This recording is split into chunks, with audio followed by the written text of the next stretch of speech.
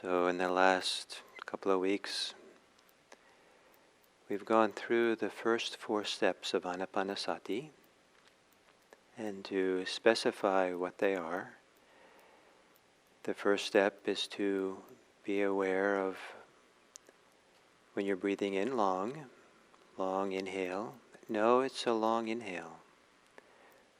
When breathing out a long exhale, know it's a long exhale. It seems rather simplistic and maybe boring, or what's the point of doing that? I take it to be becoming aware of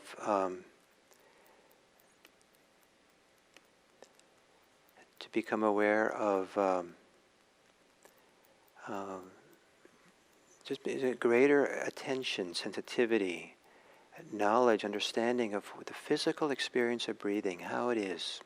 Such a valuable way of establishing attention, getting focused, taking our mind away from our preoccupations and concerns of the day, to centering ourselves in something which is considered extremely wholesome in Buddhism. The wholesome attention to just breathing, just breathing. It might seem simplistic to just focus on the sensations, the experience of breathing, but it opens up, and we'll see in these 16 steps how it opens up to a whole new world. So then the second step is when we're breathing in a short inhale or short exhale, to know that that's what it is. So again, seeing the changes as we settle in and get more concentrated, more settled, our breathing begins to shift and change. And one of the more common changes is that if you sit down and you have kind of a breathing big and fast, that as we settled, it becomes more subtle, more relaxed, and tends to breathe slower and shorter breaths at first. And then as we settle more, there's a natural way in which you tend to become aware of more and more of the body, of the kind of the greater, kind of awaken a sensitivity to the body. And so as it does so, to start becoming aware of more than just the sensations of breathing. It might be the global experience of breathing, it might be the global experience of being in a body.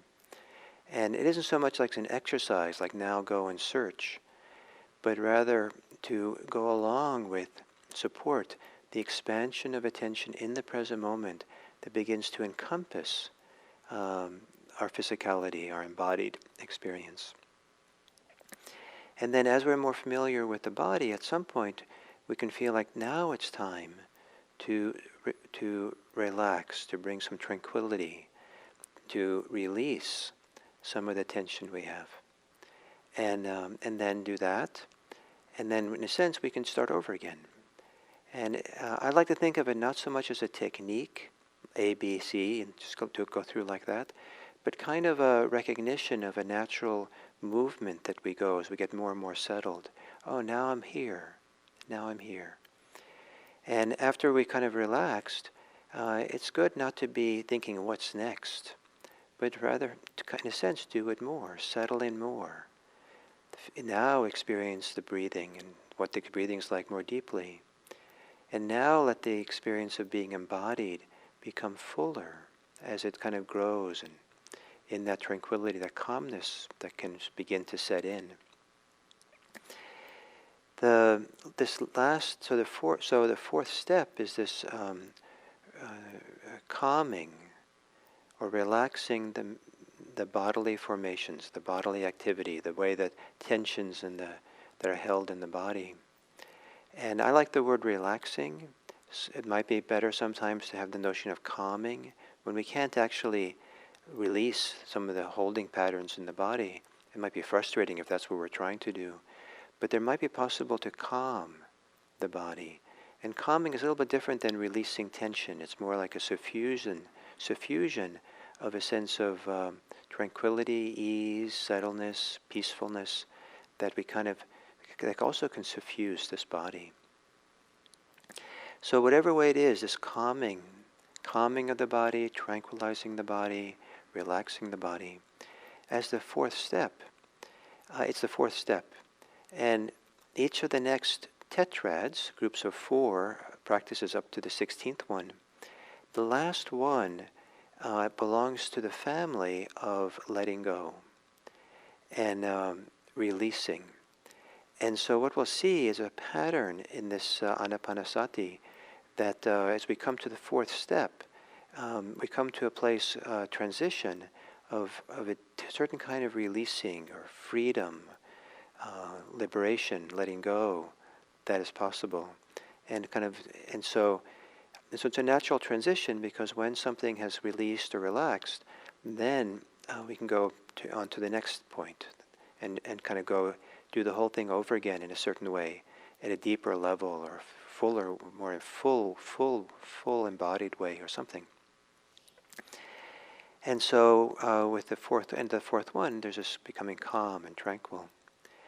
And then there's in kind of to just as a good idea, but also as a preparation for the second tetrad, when we relax the body, when we let the body become more tranquil or more settled or calmer, or if that happens as we're meditating without any doing on our part, we just feel like we're getting more settled, more calm, then it's useful to experience that more, to feel that more fully. So don't just recognize, oh, it's nice that I'm calm, and then just go back to your breathing. But to take time to feel the fullness, feel the experience of what it's like to soften, relax, become calmer. And a very important part of these first steps of anapanasati into the second tetrad is this word experience. And maybe we could use the English word feel, to really feel and experience what's happening.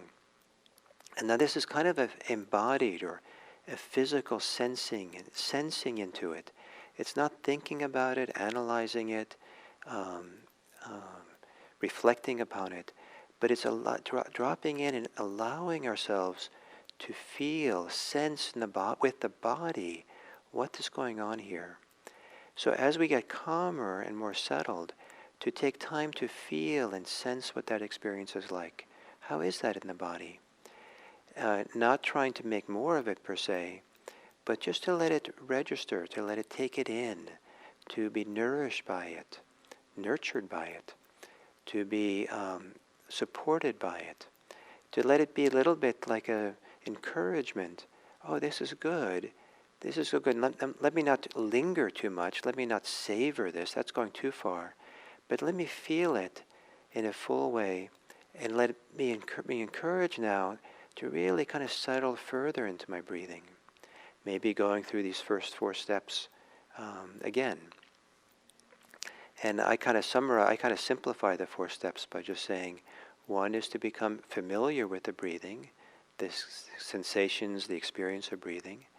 Two, to start becoming aware of more the global experience in the body of breathing, and kind of open up the attention to feel more peripherally what's happening as you breathe.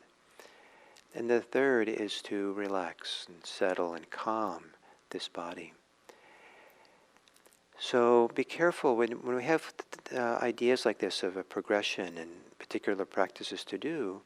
It can be easy to be caught up in the idea that it's a project and a set technique, paint by numbers or something.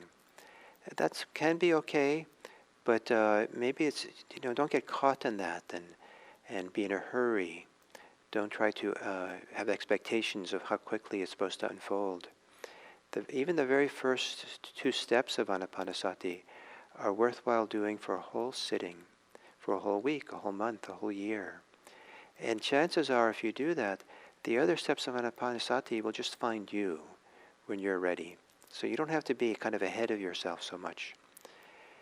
But if all these the steps of anapanasati we've done this last couple of weeks are nice for you, you can just cycle through them in an easy, relaxed way and settle. And maybe it can be a bit of a spiral, that as you go through them and come back to the beginning again and go through them, it's kind of like you're getting more and more settled, more concentrated, more here in the present moment, more attentive. And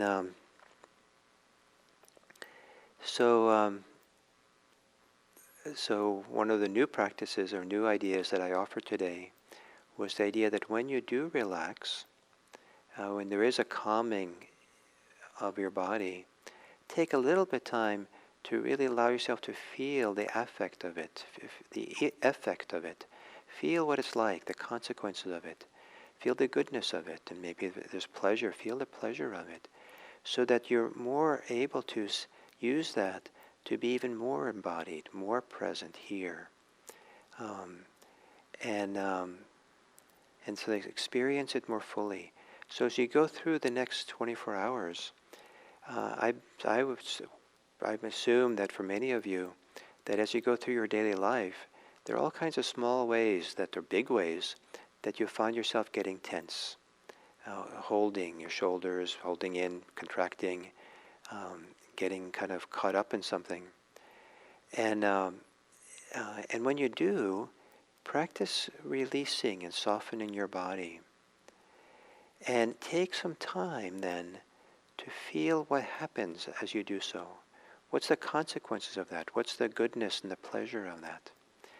And it can be a little bit of a challenge to do this because we got tense because things are exciting around us or something important is going on. And so it's like, we have to get back to what's important, and then we get back up to being tense. But maybe if you take time to feel the goodness of relaxing, maybe you can find another way to participate in the activities of your life that are not so tense. So may you practice well today, and may your relaxation, your calmness be such that you're ready to support and offer your goodwill to all people today, especially everyone in the United States, no matter how they're feeling about the events of today. So thank you so much, and I look forward to our time tomorrow.